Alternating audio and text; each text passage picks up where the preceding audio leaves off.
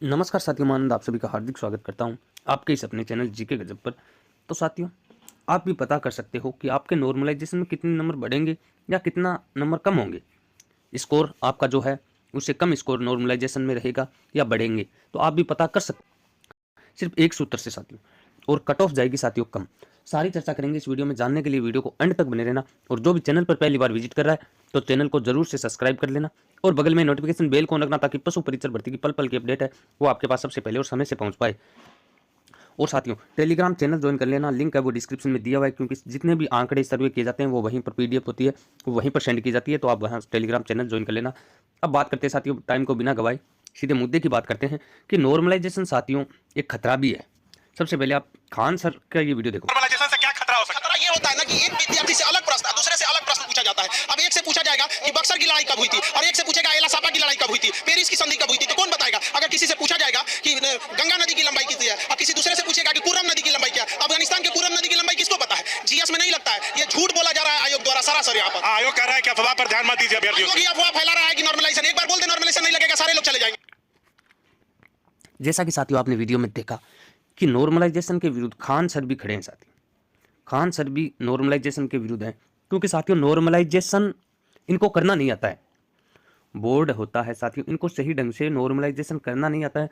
आलोक राज जी ने कहा जरूर है कि स्टूडेंट्स के कहने से नहीं होता है कि कौन सी शिफ्ट हार्ड है कौन सी ईजी है, लेकिन हम प्रयास करेंगे फिर भी जानने का कि आखिरकार नॉर्मलाइजेशन होता कैसे है और आप कैसे पता कर सकते हो कि आपके इतने नंबर बढ़ेंगे या कम होंगे। मुद्दे की बात यही है साथियों। तो सबसे पहले आप देखो, ये नॉर्मलाइजेशन का एक फॉर्मूला दिख रहा होगा आपको, समझना इसको। ये नॉर्मलाइजेशन का फॉर्मूला है। अब फर्स्ट नंबर जो ये दिया हुआ है ना, ये इसका मतलब क्या है वो समझना कि फर्स्ट शिफ्ट के अभ्यर्थियों के नंबर, फर्स्ट शिफ्ट के जितने भी अभ्यर्थी हैं, 3 लाख अभ्यर्थी हैं, तो उनके नंबर लिए जाएंगे। सेकंड नंबर क्या है, ये सभी शिफ्टों के अभ्यर्थियों के टॉप 0.1% अभ्यर्थियों के औसत। अब ऐसा नहीं है, मेरी बात को ढंग से सुनना, कि अगर मान लो कि 1 लाख स्टूडेंट्स ने पेपर दिया, उनके टॉप 1%, 0.1% अभ्यर्थियों के औसत निकाले जाएंगे। जैसे अब इनके कितने होते हैं 0.1%, 1 लाख के 0.1% आप लोगे तो कितना हो जाएगा भाई? एक कोई कैलकुलेशन करके बता सकता है क्या? ये लो, लगभग मान के चलो आप कितने हो जाएंगे इसके 1 लाख के। रुको मैं कैलकुलेशन करके आपको बता देता हूँ। ये 1 लाख है, इसका 1% है, ये तो ज़्यादा हो गया साथियों। चलो जो भी है, लगभग 10,000 मान के चलो कि 10,000 स्टूडेंट्स का ना। एक सेकेंड साथियों, 10,000 है इंटू 100/100। तो जी हाँ साथियों, कि अब देखो आप सभी शिफ्टों के अभ्यर्थियों के टॉप 0.1% का औसत निकालना पड़ेगा। तो 1 लाख माना था हमने, तो इनमें से 100 कैंडिडेट जो टॉप हैं, कितने स्टूडेंट? 100, इनका औसत अंक लिया जाएगा। सबसे बड़ी बात है, एक एक चीज मैं बारीकी से समझा रहा हूं ताकि आप भी निकाल सको। अब एम क्यू जी, सभी शिफ्टों के अभ्यर्थियों के नंबर के औसत एवं स्टैंडर्ड डेविएशन, मानक विचलन का योग, ये भी एक अच्छी बात है। एम टी जी क्या है, एम टी आई क्या है? अभ्यर्थियों की शिफ्ट का, अभ्यर्थियों की शिफ्ट के टॉप 1% अभ्यर्थियों का औसत, अभ्यर्थियों की शिफ्ट का, और ये है सभी शिफ्टों के। अब जितने मान लो आपके 10,52,000 अभ्यर्थी दिए, 10 लाख अभ्यर्थी दिए, तो इनके तो 1,000 का निकलेगा। और इनमें मान लो कि 1 लाख दिए, तो 1 लाख में से 100 अभ्यर्थियों की शिफ्ट का औसत निकलेगा। और एम क्यू आई क्या है? अभ्यर्थियों की शिफ्ट के सभी अभ्यर्थियों के औसत एंड स्टैंडर्ड डेविएशन, मानक विचलन का योग, सभी अभ्यर्थियों की शिफ्टों का। अब ये मुझे पता है कि आपके कुछ समझ में नहीं आया होगा। देखो अब मैं बता रहा हूं आपको, ये किसी का 300 नंबर का पेपर मान लो आप, तो फर्स्ट शिफ्ट में अभ्यर्थी 100, देखो ऐसे भी आपके समझ में नहीं आएगा, मैं बताने का प्रयास कर रहा हूँ, रुको एक बार। कि आपके 3 शिफ्टों में क्या हुए थे, पेपर हुए थे। अब एक के मान लो 100, एक के मान लो 120, एक के मान लो 130, 3 स्टूडेंट्स का लेके चल रहे हैं अपन। अब इस शिफ्ट में ये स्कोर रहा, दूसरी शिफ्ट में मान लेते हैं 120, 130 और मान लो कि 100 नहीं साथियों, मान लो कि 140। ये शिफ्ट थोड़ी इजी मान लेता हूँ मैं। थर्ड शिफ्ट में माने तो 90, 100 और 80, ये स्कोर रहा। अब देखो साथियों, सभी शिफ्टों के क्या निकलेंगे? एवरेज निकलेंगे। तो इनका एवरेज आप निकालो, जोड़ो, 3 का भाग दो साथियों, इसी में 7 और 2 9 और 3 का भाग दो, इसी में जोड़ लो आप 270, इसमें भाग दो।